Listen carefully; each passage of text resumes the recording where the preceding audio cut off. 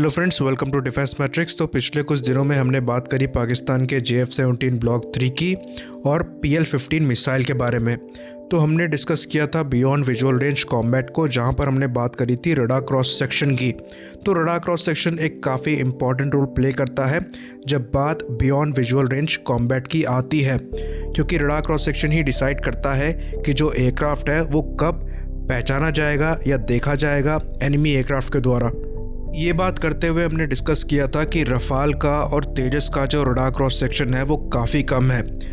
तेजस का जो radar cross section है वो 0.5 मीटर स्क्वायर का बताया जाता है, वहीं पर रफाल का 0.05 से 0.1 मीटर स्क्वायर का बताया जाता है। तो इतने कम रडार क्रॉस सेक्शन होने का फ़ायदा ये है कि अगर एनिमी एयरक्राफ्ट स्कैन करता है तो ये एयरक्राफ्ट 100 किलोमीटर से पहले उसे दिखाई नहीं देंगे।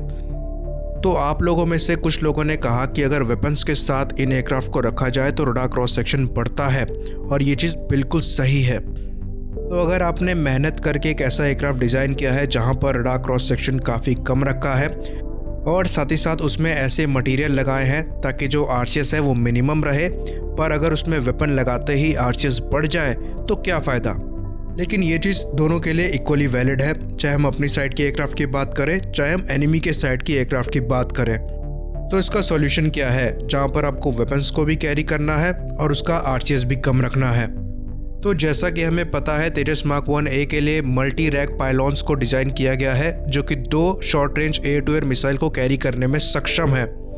सिमिलरली अगर एडवांस F-18 सुपर हॉर्नेट की बात करें तो उसके लिए स्पेशल पायलॉन्स को बनाया गया है जो कि स्टेल्दी हैं, लो ड्रैग वाले हैं और अंदर 4 AIM-120 AMRAAM मिसाइल को कैरी करने में सक्षम है। तो उस पायलॉन की जो कैपेसिटी है वो एक्चुअली F-35 के इंटरनल बे में वेपन कैरिंग कैपेसिटी से ज़्यादा है।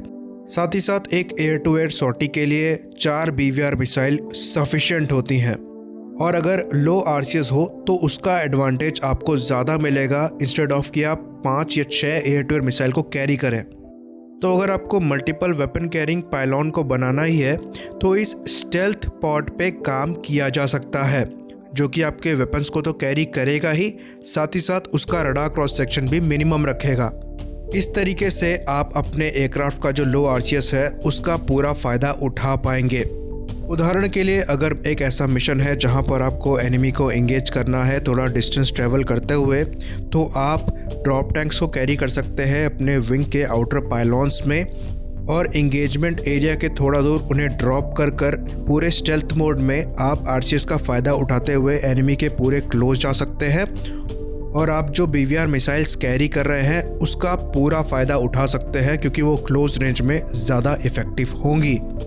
तो इस स्पॉट पे भारत को काम करना चाहिए, ये बहुत ज़्यादा ज़रूरी हो सकता है फ्यूचर वॉरफेयर में, जहां आपके 4.5 जनरेशन एयरक्राफ्ट काफ़ी ज़्यादा लो RCS के साथ आ रहे हैं और उनके लो RCS का पूरा फ़ायदा इन स्टेल्दी लो ड्रैग पॉड से उठाया जा सकता है।